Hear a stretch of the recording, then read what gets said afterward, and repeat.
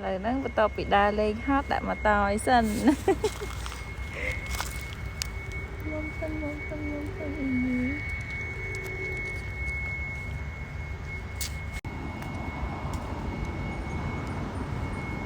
người nâng cây lạc enjoy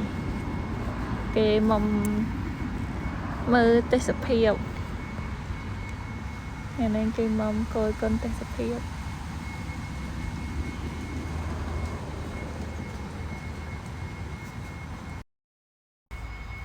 bắt đầu bị mầm hài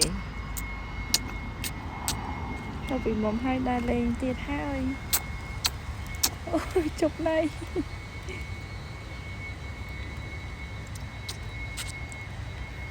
Castelo này ngọc cái này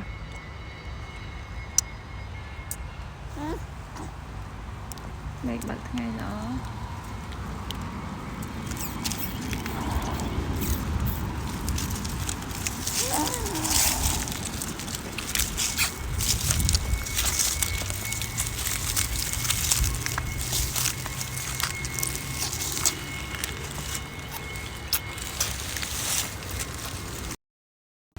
นี่ไปต่อปีดาเลยแบนกันได้มากห้องแกเห็นngồiเก่งไงtrong giờ ôn là nè ta ก่งเป็นhai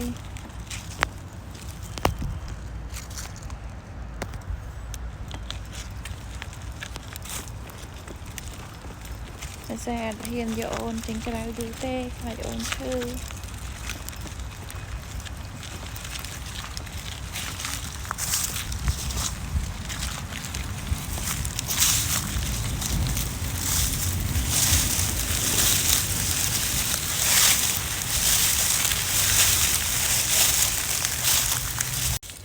Let's go.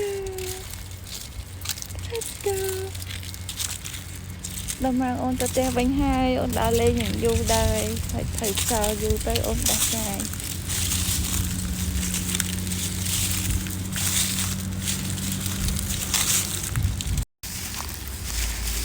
theo ta tê ha lưỡi che mà đa lên này chân còn toan tay đang mà chung tỉa xanh ôi che kia chơi cái chân ngò lên kẹo đây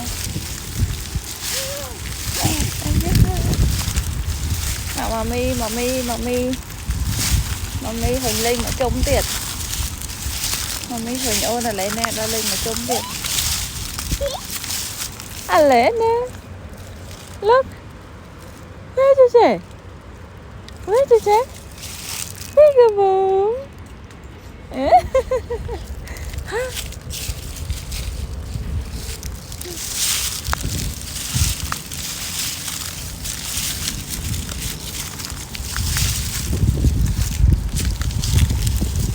kẻ mở để thật mày thấy sao peekaboo lên á peekaboo peekaboo cái chơi lên một chơi cái peekaboo try again what try again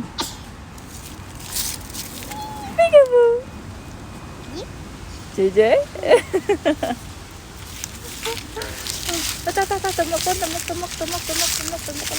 lên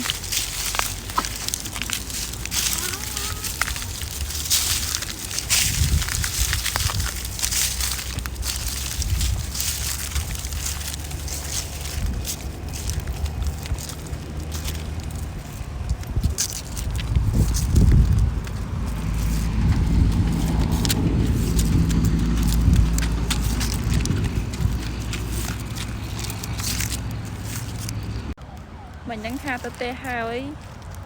ta chế cái chân mà lên đây à chế cái chân mà lên đây chắc ông bị chung tía xanh chế cái chân mà lên kèo này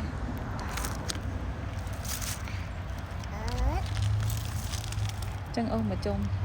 chân đa lên mà chung tía xanh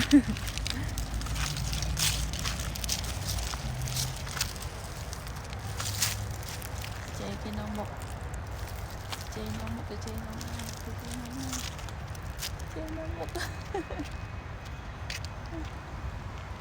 à lại ná không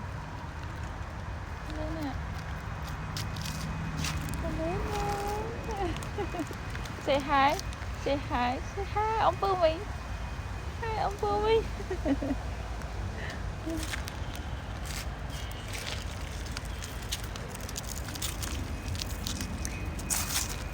cái này nè cả structure đây là tận kia là sao rồi structure true chơi chặt đa lấy nè chị chơi crystal mà đa té nữa con chị chơi crystal trên pizza nữa nợ té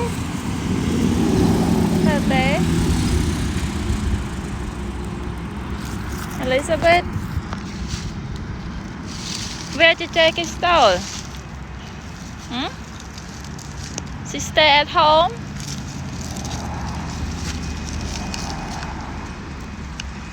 she stay at home or school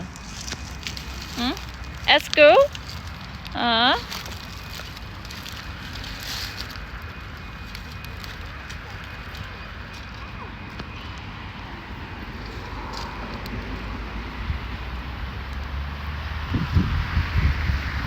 mình đang mày bạc ngày lại mày tông mình bạn đấy bột bọc thông thông bị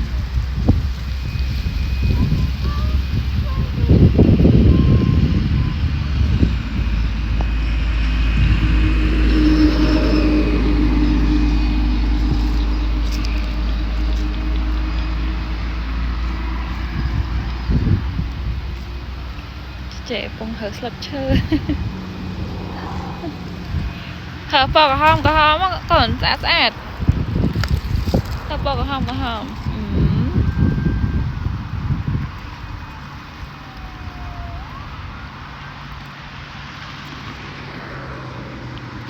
thì đang lan tròn u o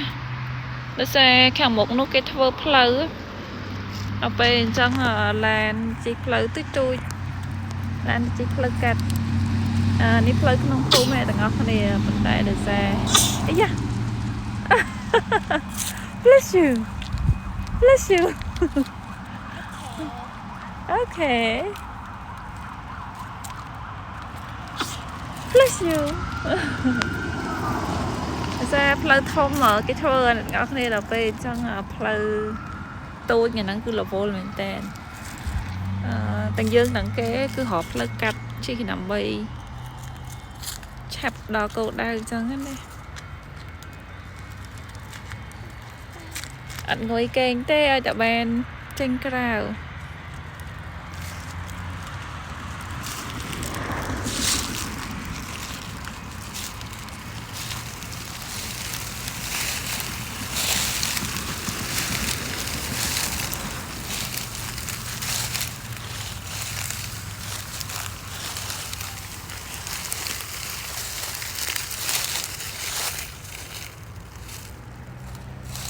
thở xa đó còn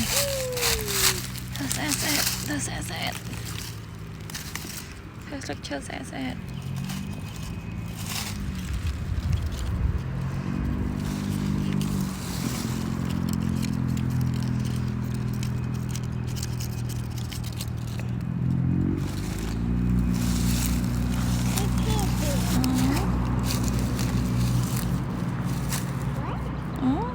Mickey Mouse. It's a girl. For you, for Elena? For you or for Elena? Elena?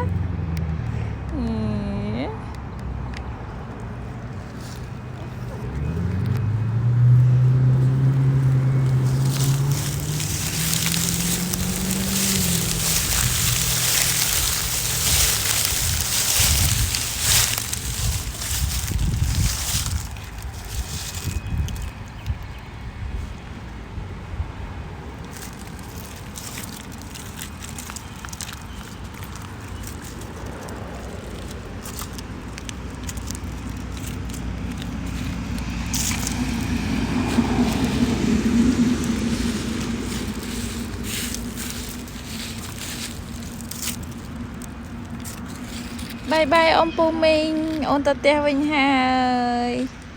Bye bye ông Pù Minh.